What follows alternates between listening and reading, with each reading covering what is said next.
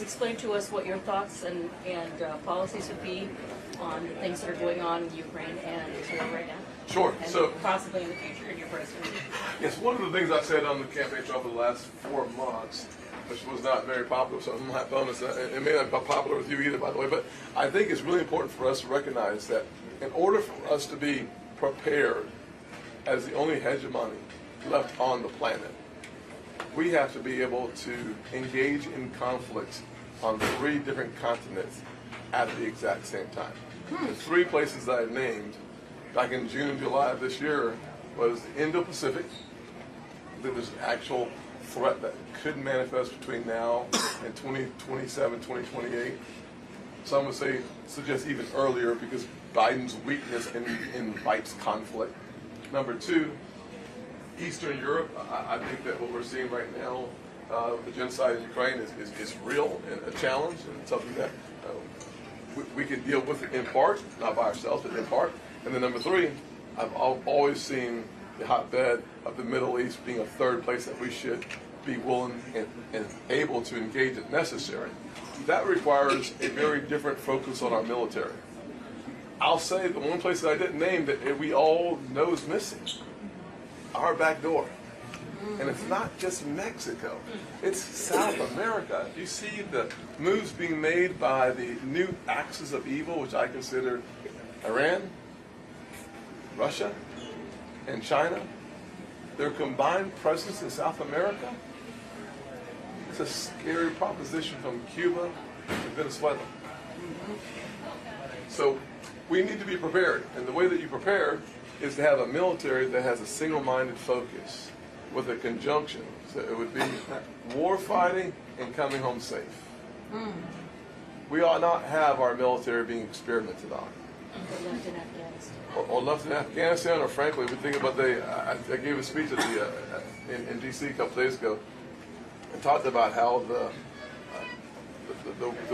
miserable withdrawal of Afghanistan was part of the breadcrumbs that our adversaries, dictators, and bullies see when your president says, you know what, a small incursion, not a big deal. If you don't cyber attack these areas of our economy, giving Putin a list. Weakness invites bullies to pick on you. And appeasement is not a strategy. I'm a guy who was born and raised in the Reagan philosophy of peace through strength.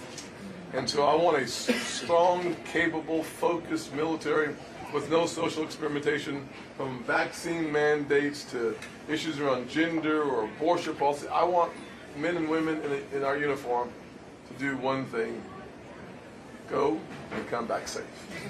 So to accomplish that, we have to fund our military.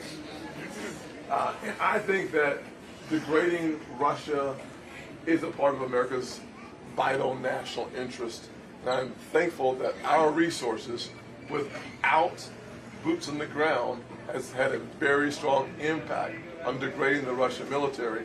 And the more we watch this axis of evil, as I described it, where people say, well, China's cozying up to Russia now. Well, no, they started cozying up to Russia in 2014 in a manifest way when former President Obama had the Syrian Red Line and then Crimea. Those 2 events had a cascading effect on these relationships coming together. And there's something also called BRICS, where you see Brazil and Russia, India, China, and South Africa working together to find a way to replace, in my opinion, the U.S. dollar as a reserve currency. That's the first step. And then there's a leap that comes after that from my perspective. And so we have a lot of work to do to shore ourselves up. But yes, we should be able to degrade the Russian military, which is walking and chewing gum at the same time. Also close our southern border, because it is a national security risk to know you have nationals in our country from Iran, from Yemen. Thousands flew over to South America from China and also walked across our border. 7,000 at least since October of last year. So we know these facts. I think the number is between 144 and 155 countries are represented on people flooding across our southern border. So if we don't see that as a national security risk, we are missing the point. And then on Israel. The shirts over here say a lot. Yep. Psalms 122:6. Pray for the peace of Jerusalem, and those who do will prosper.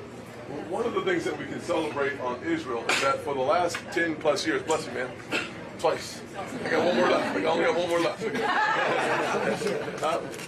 For the last 10 years or so, we've provided Israel with more than $35 billion of assistance. We have a great relationship with their military. I've been there 4 times. And I will tell you that their philosophy of never again is stamped on the hearts, the souls, and in the minds of our Jewish brethren. The one thing I can tell you is that they have the firepower and the manpower to wipe Hamas off the face of the earth. And I hope they do. I hope they do. The wrath of God, let them feel it.